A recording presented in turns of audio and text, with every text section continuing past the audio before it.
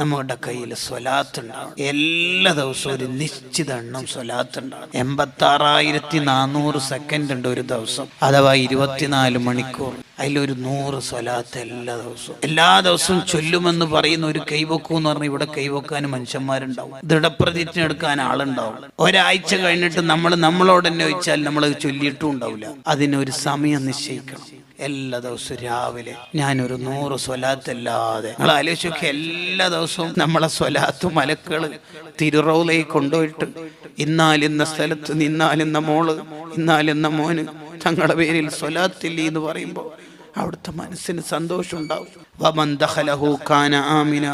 മുത്തുനബി തങ്ങളുടെ കൽബിൽ നമ്മുടെ പേര് സേവ് ചെയ്താൽ കാന ആമിന, പിന്നെ അയാൾ ആഖിറത്തിൽ പേടിക്കണ്ട.